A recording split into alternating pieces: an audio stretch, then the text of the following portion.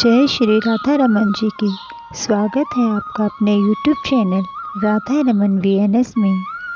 आज आप सुनेंगे कार्तिक मास के कृष्ण पक्ष की एकादशी जिसका नाम रमा एकादशी है। रमा एकादशी की व्रत कथा। अर्जुन ने आनंदित होते हुए कहा, हे भगवान, आपने मुझे अश्विनी मास के शुक्ल पक्ष की पापन कुशा एकादशी के विषय में सविस्तार पूर्वक वर्णन कहा। हे भगवान, अब आप मुझे कार्तिक मास के कृष्ण पक्ष की एकादशी की कथा सुनाइए। इस एकादशी का क्या नाम है तथा इसमें किस देवता की पूजा की जाती है? इस एकादशी का व्रत करने से क्या फल मिलता है? सो कृपा करके यह सविस्तार पूर्वक कहिए। श्री कृष्ण भगवान बोले, हे कुंती नंदन, कार्तिक मास के कृष्ण पक्ष की एकादशी का नाम रमा है। इसके व्रत करने से समस्त पाप नष्ट हो जाते हैं। इसकी कथा इस प्रकार है। प्राचीन काल में मुचुकुंद नाम का एक राजा राज्य करता था। इंद्र, वरुण, कुबेर, विभीषण आदि सब इनके मित्र थे। वह बड़ा सत्यवादी तथा विष्णु भक्त था। उसका राज्य बिल्कुल निष्कंटक था। उसके चंद्रभाग नाम की एक कन्या थी जिसका विवाह उसने राजा चंद्रसेन के पुत्र शोभन से कर दिया। वह राजा एकादशी का व्रत बड़े ही नियम से करता था और उसके राज्य में सभी कठोरता से इस नियम का पालन करते थे। एक बार की बात है कि शोभन अपने ससुराल में आया हुआ था तथा कार्तिक का महीना था। उसी माह में महापुण्यदायिनी रमा एकादशी आ गई। इस दिन सभी व्रत रखते थे। चंद्रभागा ने सोचा कि मेरे पति तो बड़े कमजोर हृदय के हैं, वह एकादशी का व्रत कैसे करेंगे, जबकि पिता के यहाँ तो सभी को व्रत करने की आज्ञा है। मेरा पति आज्ञा न मानेगा तो बहुत कष्ट पाएगा। चंद्रभागा को जिस बात का डर था वही हुआ।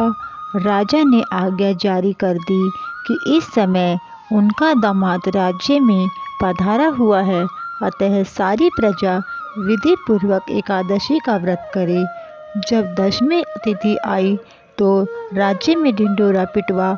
उसे सुनकर शोभन अपने पत्नी के पास गया और बोला, हे प्रिय, तुम मुझे कुछ उपाय बतलाओ, क्योंकि मैं व्रत नहीं कर सकता। यदि मैं व्रत करूंगा तो अवश्य ही मर जाऊंगा। इस पर चंद्रभागा बोली, हे प्राणनाथ, मेरे पिताजी के राज्य में एकादशी के दिन कोई भी भोजन ग्रहण नहीं कर सकता।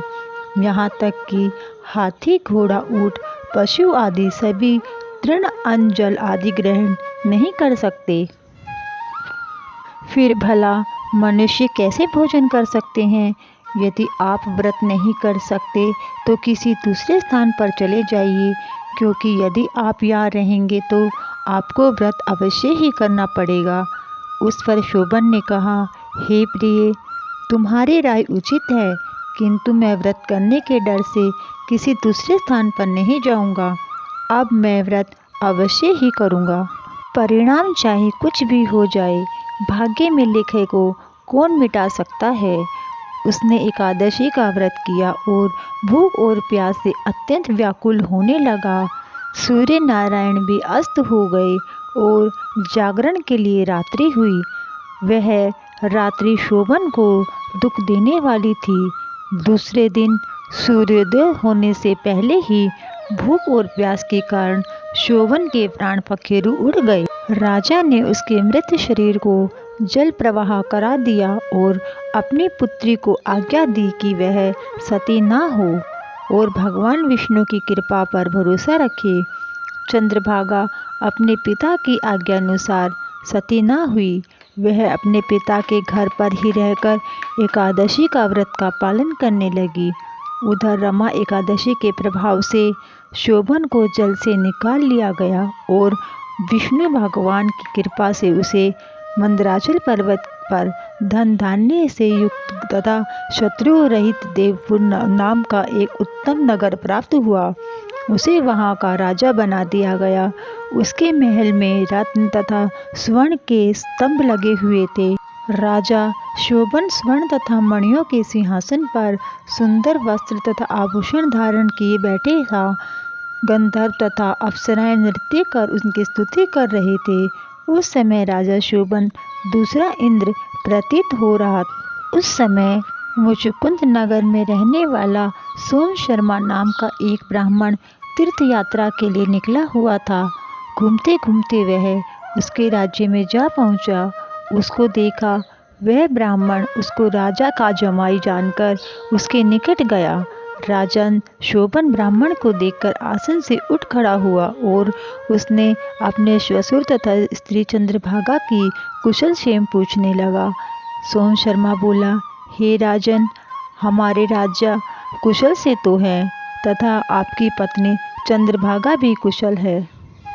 अब आप अपना वृतांत बतलाइए।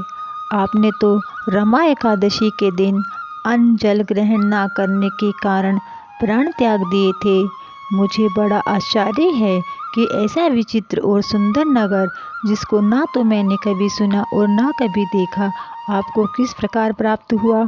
इस पर शोभन बोला, हे ब्राह्मण देव, यह सब कार्तिक मास के कृष्ण पक्ष की रमा एकादशी के व्रत का फल है।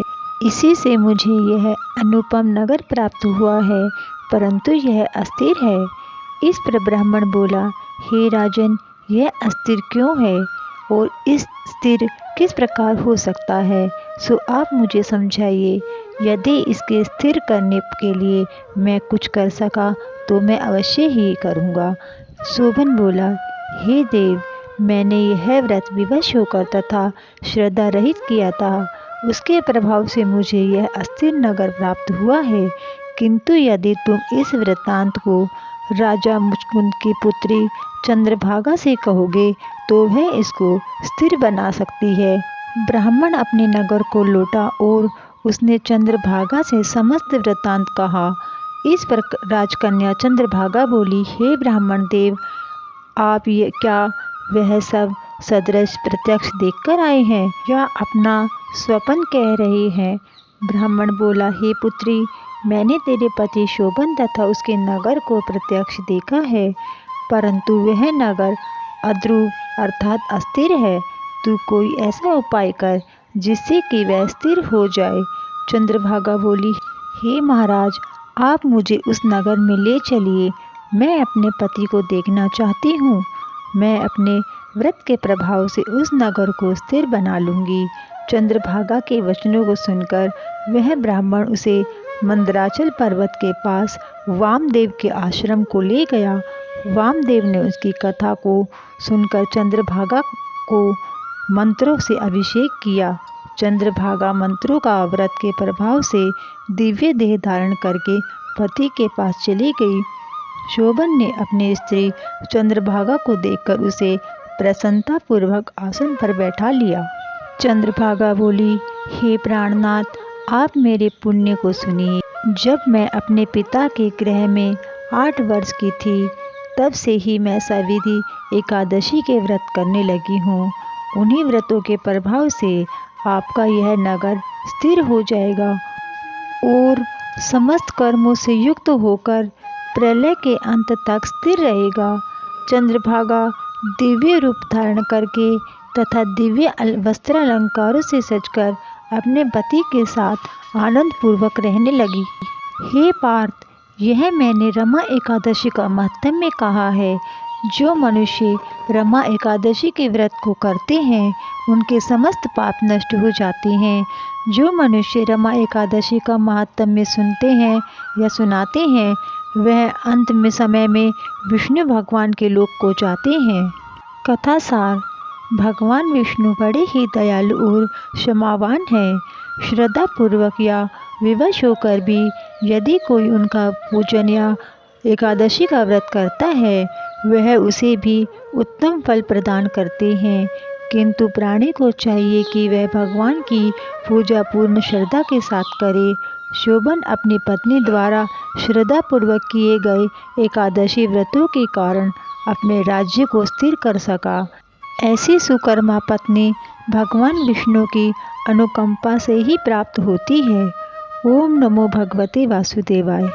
बंधुओं, आपसे अनुरोध है, यदि आप हमारे चैनल पर नए हैं तो आप हमारे चैनल राधा रमन VNS को सब्सक्राइब जरूर कीजिए, ताकि हमारे चैनल के माध्यम से आने वाली व्रत कथा त्योहारों की जानकारी समय पर मिल सके। आपको वीडियो अच्छी लगे तो वीडियो को लाइक व शेयर जरूर करें। आप सभी को जय श्री राधा रमन जी की धन्यवाद।